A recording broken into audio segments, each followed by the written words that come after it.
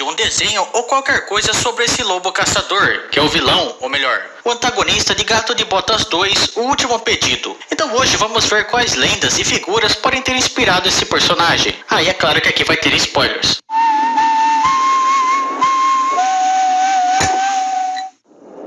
Se você for novo no canal, se inscreve aí, deixa seu like também, porque isso me anima muito para continuar fazendo os vídeos, beleza? Se você puder me ajudar ainda mais, usa o botão valeu que tá aí embaixo em formato de coraçãozinho, e você pode me doar qualquer quantia com ele. E também você pode se tornar membro do canal, que aí você tem acesso antecipado aos vídeos e ao Discord do canal. Primeiramente, que esse lobo que a gente está falando aqui é o lobo mau. E antes que alguém diga, não, ele não é o lobo mau, ele é a morte. Tem um post do filme com ele na frente e em cima dele está escrito Big Bad Wolf, que traduzindo seria Grande Lobo Mau. Então sim, ele é o lobo mau. Pra vocês não se confundirem, nesse mesmo universo tem um outro lobo, que é aquele lá do Shrek, não é? Que ele se veste de vovozinha e fica com os 3 porquinhos e tudo mais. Mas eu tenho uma explicação para esses dois lobos. O primeiro, que é o do Shrek, claramente é inspirado nas lendas mais infantis do lobo mau, que praticamente todo mundo conhece, aquelas famosas histórias dos irmãos Grimm. Já o lobo mau de Gato de Botas 2 é bem mais sombrio, e bem mais da hora também, né? Provavelmente ele foi inspirado nas lendas originais do lobo mau, que são histórias bem mais macabras. Entretanto, tem uma outra lenda, ou uma outra figura que é bem mais descarada a inspiração. Pelo menos depois que você descobre quem realmente o lobo é. E essa figura é a do Grim Reaper, ou aportuguesando, o ceifador. Isso porque o lobo usa um capuz escuro, tem 2 espadas que parecem muito 2 foices, e é claro, tem o nome dele, que é Morte. Vamos falar um pouco agora sobre o Grim Reaper. O Grim Reaper, ou ceifador, é uma das várias figuras que existem no mundo e na história para representar a morte. Normalmente, quando ele aparece em um desenho, ou em uma série, um filme ou qualquer coisa, ele está na sua forma de esqueleto, ou alguém muito magro, que usa um capuz escuro e carrega uma foice para ceifar as almas. O Grim Reaper pode ter surgido durante o século XIV. Era nessa exata época que a Europa estava sofrendo com a peste negra, ou peste bubônica. E essa era até então a pior crise envolvendo uma doença, com vários surtos ocorrendo um atrás do outro. Então os europeus só não conheciam a morte como ela estava sempre presente em qualquer lugar que eles olhassem. A morte fazia parte do dia a dia deles. Então é claro que eles acabariam achando um jeito de representá-la fisicamente. Mas por que então um capuz, uma foice e um esqueleto fariam parte dessa criatura? Bem, o esqueleto representa a forma do corpo depois da morte. O capuz e a roupa negra faziam referência à presença dos sacerdotes que faziam os ritos funerários. A foice pode ser relacionada a muita coisa. Por exemplo, a maioria que morria naquela época era camponesa. Então, assim como eles ceifavam suas plantações, a morte ceifava suas almas. Outra explicação pode ser também relacionada ao deus Cronos, ou Saturno da mitologia grega e romana, que tinha uma foice e representava o tempo, representava as colheitas e até engoliu seus próprios filhos, mostrando que ninguém estava a salvo do tempo. Tá, a gente entendeu quem que é o Grim Reaper, mas então por que foi escolhido um lobo e não um esqueleto para ser a morte em Gato de Botas? Mitologicamente falando, tem algumas figuras que são lobos que representam a morte. Por exemplo, o Fenrir na mitologia nórdica é a morte do Odin, e tem o Anubis na mitologia egípcia, mas no caso ele seria mais um chacal. Mas na minha opinião, o lobo foi escolhido muito mais pela presença dele no conto de fadas. Afinal de contas, em algumas histórias, as originais no caso, ele representa a morte de vários personagens, como vocês vão ver agora. Chapeuzinho Vermelho, ou Capuchinho Vermelho, quando ouvimos pela primeira vez, é contado que a Chapeuzinho e a vovó saem felizes, salvas do lobo por um caçador e tudo mais. Acontece que originalmente não é bem assim que acontece. A primeira versão da história foi mencionada pelo francês Charles Perrault.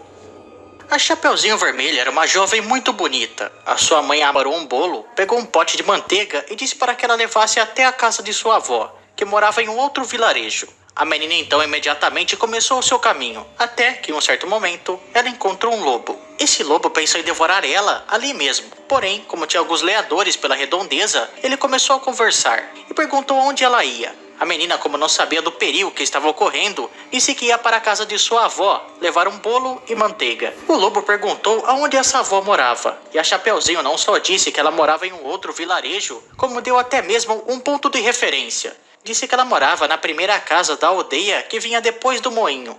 Nesse momento, o lobo disse que também iria visitá-la e quis apostar uma corrida com a Chapeuzinho para ver quem chegava primeiro. Ele iria por um atalho e ela por outro. E é claro que ele chegou primeiro. Ele bateu na porta e a avó, que estava deitada, perguntou quem era. O lobo disse que era sua neta e estava com bolo e manteiga. A avó então disse para que ele puxasse o trinco da porta que ela se abriria. Ele abriu e devorou a avó, e se escondeu embaixo dos lençóis. Quando a Chapeuzinho chegou, entrou em casa e o lobo, fingindo ser a avó, disse para que ela deixasse o pote de manteiga e o bolo em cima da mesa. Depois, para que ela tirasse o capuz e fosse até a cama. A Chapeuzinho então começa a dizer aquelas famosas frases sobre como as pernas da avó eram grandes e peludas, sobre o focinho, sobre os olhos grandes e etc. Mas no fim, o lobo devora a Chapeuzinho e vai embora. Não tem caçador e nem lenhador para salvá-la. Nessa história, como vocês viram, o lobo foi uma espécie de prenúncio, um aviso da morte para Chapeuzinho. Ela pode não ter sido a principal inspiração para a criação do personagem Morte em Gato de Botas, mas é um exemplo. Eu vi muita gente falando por aí que a principal fonte de inspiração para a criação do lobo caçador foi um conto alemão. Entretanto, a maioria não fala qual conto é esse, não diz o nome. Os poucos que falam diz que se chama O Lobo e as Crianças, ou O Lobo e a Criança, enfim. Existe realmente um conto que tem um nome mais ou menos assim, que se chama O Lobo e as 7 Crianças, que foi coletado pelos irmãos Grimm. A versão original dele eu não achei, mas parece ter pertencido à família Hasenpflug. Outros lugares dizem que esse conto teria sido inspirado em uma outra história de uma criança que foi devorada por um tipo de fantasma, mas enfim, eu não tenho certeza porque eu não achei muito sobre. Entretanto, o conto dos irmãos Grimm, que é bem estranho também, acontece da seguinte maneira.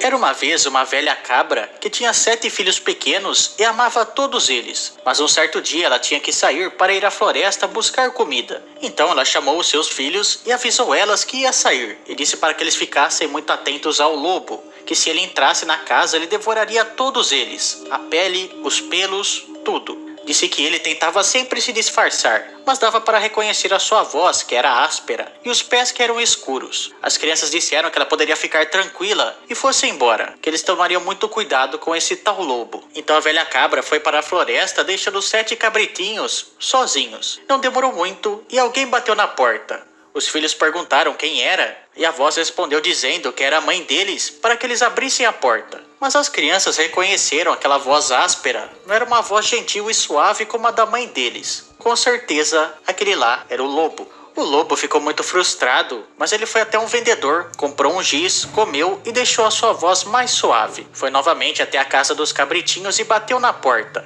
Dessa vez eles até acreditaram, porém, quando ele colocou a sua pata para dentro, eles perceberam que elas eram escuras. Então fecharam novamente a porta. O lobo foi até um construtor e pediu para que ele passasse massa nas suas patas porque elas estavam quebradas. O construtor disse que não iria fazer isso porque ele achou muito estranho. Porém o lobo disse que caso ele não fizesse, ele que seria devorado. Então agora com as patas parecendo brancas, ele foi novamente até a porta dos cabritinhos. Bateu na porta, falou que era a mãe deles e eles acreditaram. Quando olharam para as patas, elas estavam brancas, então eles pensaram que realmente fosse a mãe deles. E o lobo entrou na casa. Quando as crianças perceberam que era o lobo, na verdade, elas ficaram desesperadas e foram se esconder em vários lugares. Um pulou embaixo da mesa, o segundo na cama, o terceiro no fogão, o quarto na cozinha, o quinto no armário, o sexto embaixo da pia e o sétimo na caixa do relógio. Mas o lobo encontrou todos e, sem muito problema, engoliu todos. Entretanto, ele não achou o filho mais novo, que estava na caixa dos relógios. Depois disso, ele foi descansar embaixo de uma árvore. Quando a mãe voltou, ela viu a porta escancarada e tudo revirado. Ela achou o seu filho mais novo, que contou tudo o que tinha acontecido. Então a mãe saiu procurando o lobo e achou ele dormindo embaixo da árvore. Ela abriu a barriga dele, tirou os seus filhos e encheu a barriga do lobo de pedras. Quando ele acordou, ele estava com muita sede, então ele vai até um poço para tentar beber água. Mas quando ele se inclina, as pedras fazem com que ele caia dentro do poço. O lobo fica desesperado, mas as pedras puxam ele para baixo. E no fim, ele morre afogado. O mais macabro de tudo é que nessa última parte, a cabra e os seus 7 filhos estão dançando em volta do poço, dizendo que o lobo está morto.